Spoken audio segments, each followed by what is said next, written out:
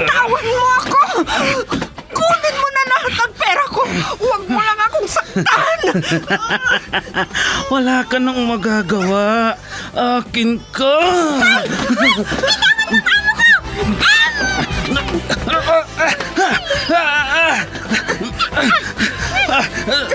Sino kang pumulupot sa likod ko? Bumaba ka dyan.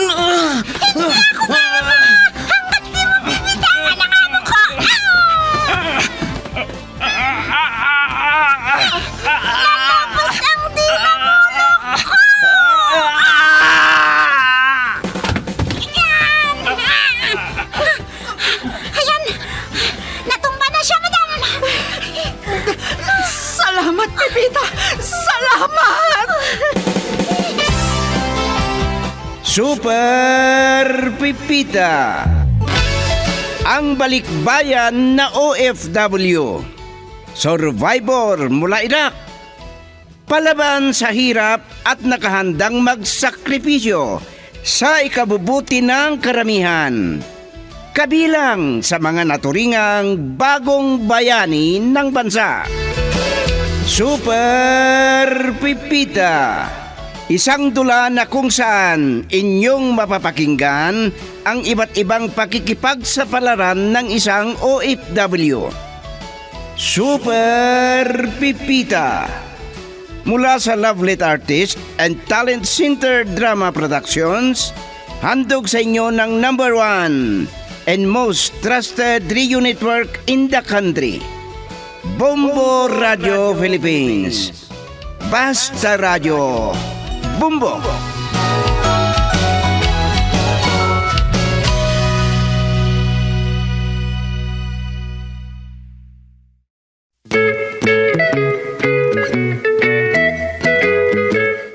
Ang nakaraan.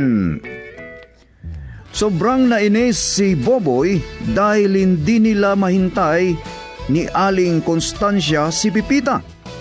Kaya nagbanta sa ina na uuwi na at magbas ang ina. Tamang-tama na dumating ang bida natin. Nag-alala at nagalit si Aling Constancia dahil tinutuo ni Boboy ang pag-iwan sa kanya at tinawagan si Mang Gorgonyo. Busog pa si Boboy nang umuwi sila, pero ibinilin kay Pipita na hindi matulog dahil magluluto. Kinausap ni Mang Gorgonyo ang bida natin na nagtiyaga sana kahit nakausap ng matanda si Alma. Hindi naman nakumbinsi si Boboy. At ngayon, sa pagpapatuloy ng 1 linggo na kasaysayan na pinamagatang Double Trouble dito sa ating dulang Super Pipita!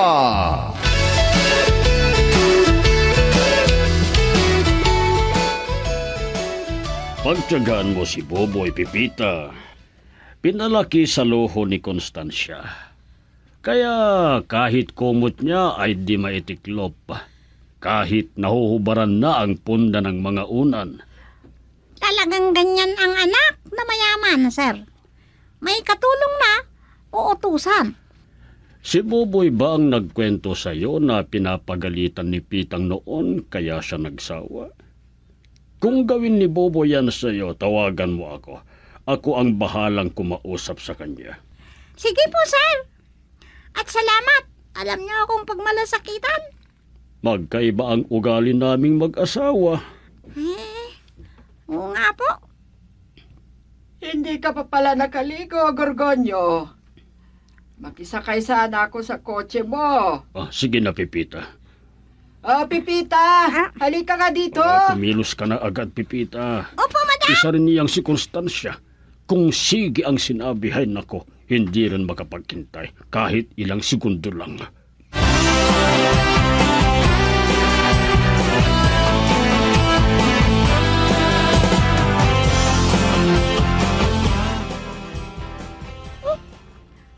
May tumatawag sa landline. Hindi ako maniwala na hindi pa sila nakabayad sa internet. Mayaman ang mga amo ko. Hello? Ate Pipita, ang tagal mong sumagot.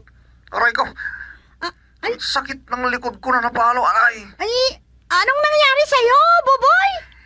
May matanda na namalo sa akin. At sa galit ko, sinugod ko ang matanda at binangga ko. Nandito ako sa kimpilan ng pulisya ngayon. Ano? Oh, Ay, ikinulong ka ba? Ay, bakit ako ang tinawagan niya? Ate Pipita. Ba yan? Ate Pipita, nandyan ka pa ba? Ay, kun Buboy, iniisip ko, may kasalanan ka ba sa matanda? Bakit ka pinalo? Nagpapatakbo daw ako ng mabilis. Talagang banggain ko sana ang matanda na yun eh. Pero may umawat sa akin. Hinadlangan niya ako. Dahil hinamon pa ako. Binugbog ko na. Ano? Bakit ka nagulat, Ate Pipita? Hindi ko ipagtatanggol ang sarili ko. Hindi na ako makapagpigil, ate. Talagang mangbubugbog ako pag nagalit ako. Kahit ano pa ang pagkatao niya. Lalaki o babae, bugbugin ko ha. Bata man ng matanda, sige, bugbog. Kahit kamag-anak pa ng mayor o gobernador, bugbugin ko. Talaga namang matapang ka, Buboy. Ano ba yan? Siyempre ha. Bakit? Nagdududa ba kayo sa pagkalalaki ko? Pero sandali lang, Ate Pipita. Parang nakikipag-usap lang kayo sa akin. Hindi kayo nagproblema. Kung makulong ako, ano? Hindi naman sa ganon. Gusto lang malaman. Ibig ko sabihin, gusto ko lang malaman ang buong pangyayari. Ano kaya kung tawagan mo na lang ang daddy mo? O kaya, hayaan mo, ako nang tatawag kay sir.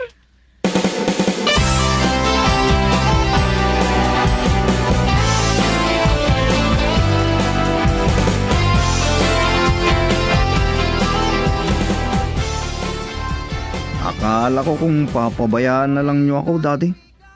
Hindi ko gusto ang makulong eh. Mabuti kung alam mo ang mahiya, Boboy. Hindi ka na nagpigil. Paano ko magkapagpigil, Daddy? Muntik na akong madisgrasya sa pagpalo sa akin ng matandang yon. Loko yung matandang yon. Kakampihan ang baliw na kamag-anak.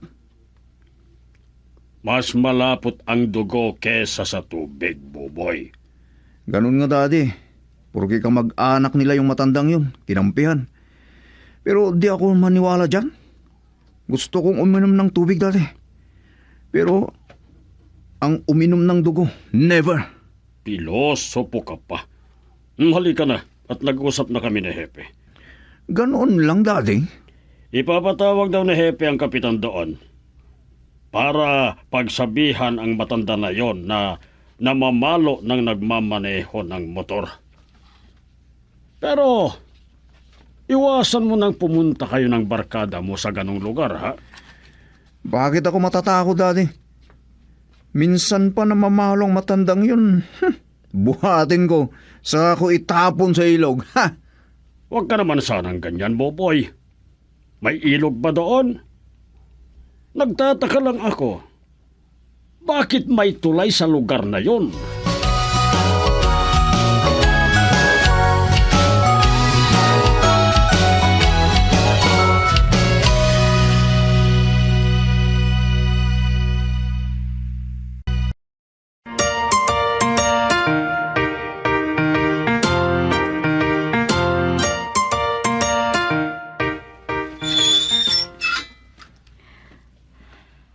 Bakit ang tagal mong magbukas ng gate, Pipita? Alam mo na may kasalanan ka, no? Niloko mo ako. Ikaw lang ang nakagawa sa akin ng ganon. Hindi ko po maintindihan ang ibig niyong sabihin, madam. Nagkukunwari ka pa. Gusto mo na sampaling kita, ha? Hindi ba, madam? Nakalahad sa kontrata na pinirmahan natin na mayroon akong karapatan na hindi maabuso? Kahit na, kasalanan mo pa rin. Nanggaling ako sa himpilan ng pulisya.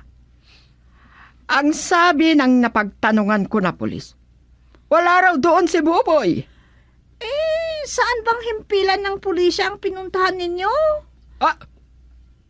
Ay.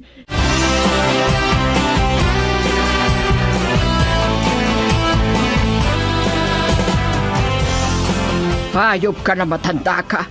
Muntik mo na akong masagasaan. Nagbubusina ka pa ng napakalakas. At napalundag ako sa pagkakagulat ko. Aray ko! Ang sakit! Bakit mo ako sinampal, ha? Ang sakit pa naman ng ngipin ko, ha? Anong pakialam ko? Sa'yo ko ipapasa ang galit ko kay Pipita. Pumunta ako sa impilan ng pulisya, pero wala daw doon si Buboy. Nakita mo naman na si Boboy ang nagmaneho. Sa akin mo ibinunton ang galit mo. At saang himpilan ang pinuntahan mo? Basta. Kasalanan ninyo ni Pipita. Oh, Gusto nyo na pag-untugin ko kayo? Ipinahiya ninyo ako.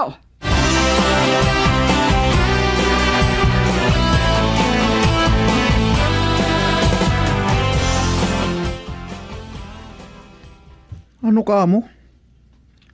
May maganda na kapatid na dalaga ang binugbog ko na kamag-anak ng pumalo sa akin na matanda. Gaano ba ang ganda niya? Parang artista? Parang si Marian? May larawan ba siya sa'yo? Tingnan ko nga para manuwala ko. Sige, hintayin ko. Bye.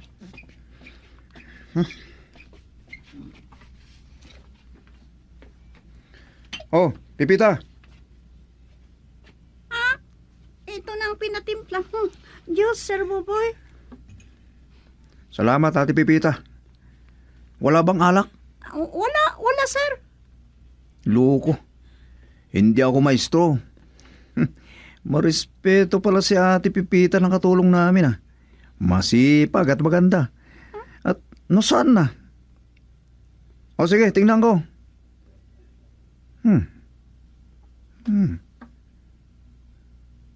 Maganda. Kartada 7. Pwede na ito. May ipapalit na ako kay Alma. Yes! May bilin pa ba kayo sa akin, sir? Ay, hindi ka pa pala umalis, Ate Pipita. Naiinggit ka sa pag-uusap namin ni Daddy Boy, ano? Bakit naman ako mainggit? Sige, iwanan ko na kayo. Sigawan niyo lang ako kung may papagawa pa kayo, sir. O sige, ate. Masarap. Matamis. Ganito kaya katamis ang ngiti ng chika na hindi ko pa nakilala na babae? Ay, Sir Buboy, paano mo kasi may sasauli ang pag-aaral mo yung, ano yan? Babae naman yata yung iniisip mo kasi. Alam ko, Ate Pipita, alam ko. Naiinggit ka dahil mas maganda siya sa'yo. Ano ba yun? Hindi ko naiintindihan.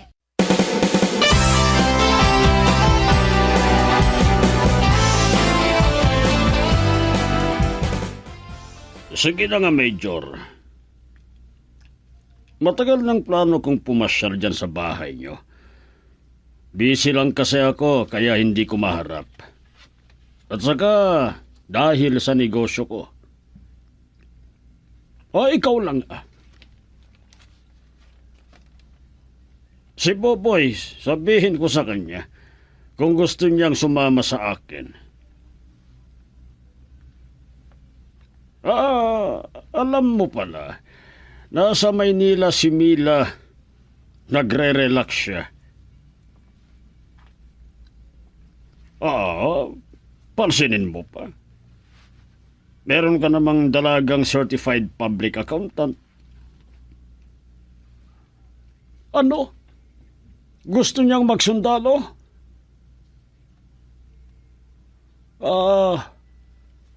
Sige kumpare, Major. Bye. Daddy, sino yung kausap ninyo sa cellphone nyo? Bakit pinatay na ninyo? May lihim kayo at hindi nyo gusto na sabihin? kung narinig ni Mami, sigurado na maniniwala siya. Hindi niya narinig. Sabihin lang ninyo, Daddy, at hindi ko kayo isusumbong kay Mami. Anong silbi na pareho tayong lalaki? Si Major ngayon. Ha? Gusto niyang mag-usap kami. Tinanong ka nga niya eh. Pero wala pala si Alma, sabi ko. Dahil nagre-relax. Magiging certified public accountant na. Kung makakapasa siya, Daddy. Bilog ang buwan dahil full moon. Ha? Anong bilog ang buwan? Parang basketball ganoon? Bilog ang bola, kako sana, Daddy. Ah, ano ba naman ang sinasabi ko? Bilog ang buwan. Oh, pero may katwiran ka dyan, Boboy. Kapag bilog ang buwan, malalaman mo ang iyong kapalaran.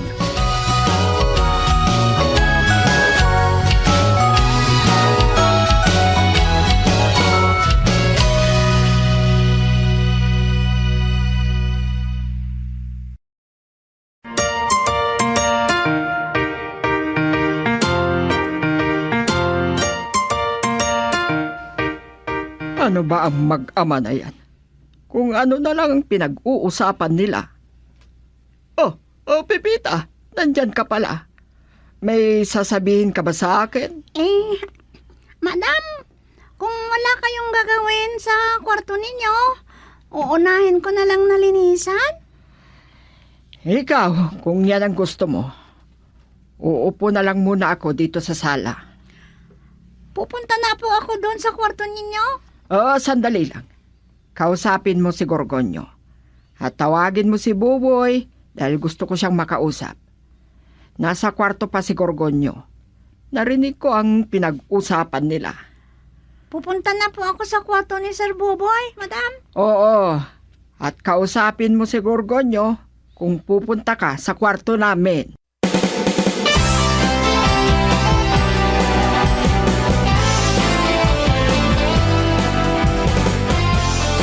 Sumunod pala kayo dito sa kwarto ninyo, sir. Maglilinis sana ako. Sige lang, Pipita. Maliligo lang naman ako. Masipag ka nakatulong. Halos araw-araw na naglilinis ka dito sa kwarto namin. Kahit hindi po kayo nagbilin sa akin, sir. Dahil yan nga po ang trabaho ko. Mas maganda na makita ang malinis na kwarto, sir. Totoo yung sinabi mo, Pipita. Makakahinga ka ng maluwag. Dalawa tayong makakahinga ng maluwag, Gorgonyo. Hindi si Pipita. Narinig pala ni Constancia ang pag-uusap natin, Pipita. Boboy. May pag-uusapan tayo. Ma'am? Ay, Yes, ma'am. hindi bali po, sir. Wala namang masama sa pinag-uusapan natin. Sige, iwanan muna kita. Makakapaglinis ka pagkatapos kong maligo. Opo, sir.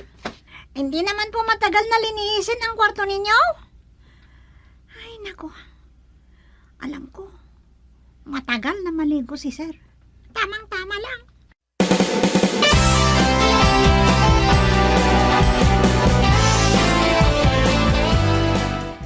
Narinig ko ang pinag-usapan ninyo ni Gorgonyo, Boboy. May kursunada ka naman pala. Kapatid ng binugbog mo. At kamag-anak niya yung matandang namamalo sa mga motorista. Maganda nga, Mami. At paano na si Alma? Kursunada lang naman, Mami. Kung sino ang may gusto sa akin, pwede na. Pero mali. Akalain mo, kapatid niya ang binugbog mo?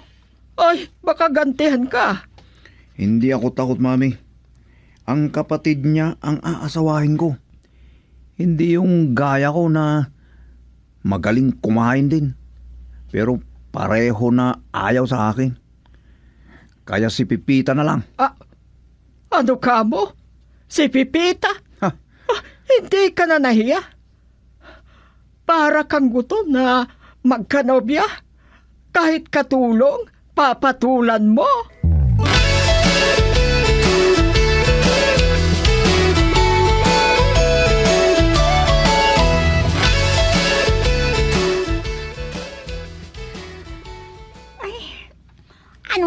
ang sinabi niyo ni Madam Constancia sa akin? Baka mag-ambisyon ako na yumaman? Ha? Ang lawak ng garden ko sa amin na inaasikaso ni Kamuto. Di kahit hindi ako papasok na katulong. Ay naku, ano ba naman itong natagpuan kong amo? Yung buboy naman na yun. Kung ano-ano ang sinasabi. Para may tupak sa utak. Oo nga, yun ang na-observe ko sa kanya. Parang may tupak. Ay naku, umiibig na yata. Pag-ibig daw. Ano kaya yung... Hay, paano yun? Walang alam gawin. Hindi pa man nag-aaral. Sana ang pag-aaral na lang isipin niya.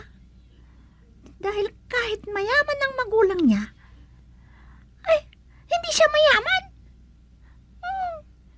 Kung ano-anong nasasabi ko na. Huwag mo na ngang isipin si Buboy na yun.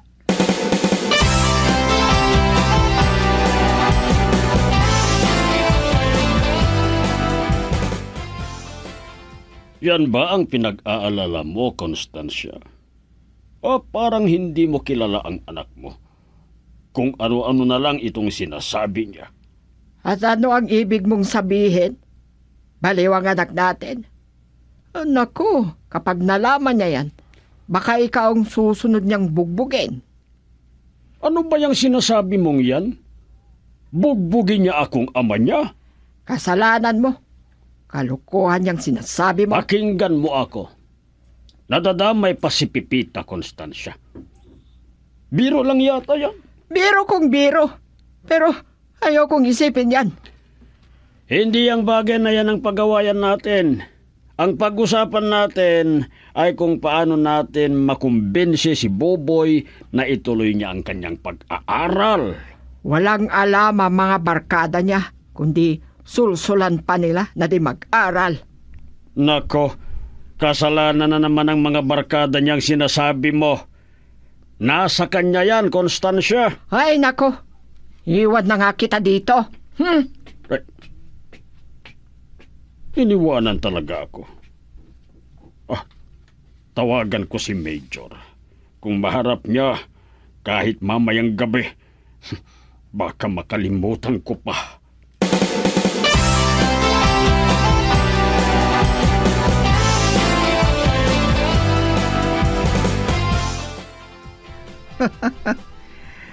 Kinumpronta pala kayo ni Mami, Ate Pipita. Biro ko lang yon. Ano kaya kung lukuhin natin si Mami, Ate Pipita? Bakit mo lulukuhin si Madam? Ang ibig kong sabihin, biruin natin at magpakita na magnobyo tayo. Ay, pilyo ko talaga ito. Oh, bakit hindi ka makasagot, Ate Pipita? Hindi biro ang bagay na yan, Buboy. Baka bigla akong palayasin ng mami mo. Eh di, wag na lang. Kalimutan ninyo ang sinabi ko sa inyo, Ate Pipita. Si Daddy kaya? Natuloy din yata na pumunta para makausap si Major.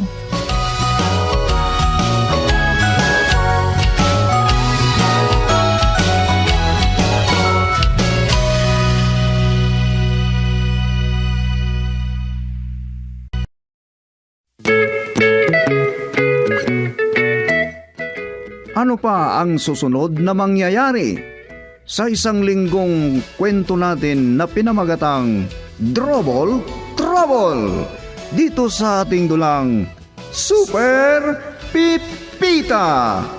Handog sa inyo ng #1 and most trusted radio network in the country, Bombo Radio Philippines. Basta Radio, Bombo!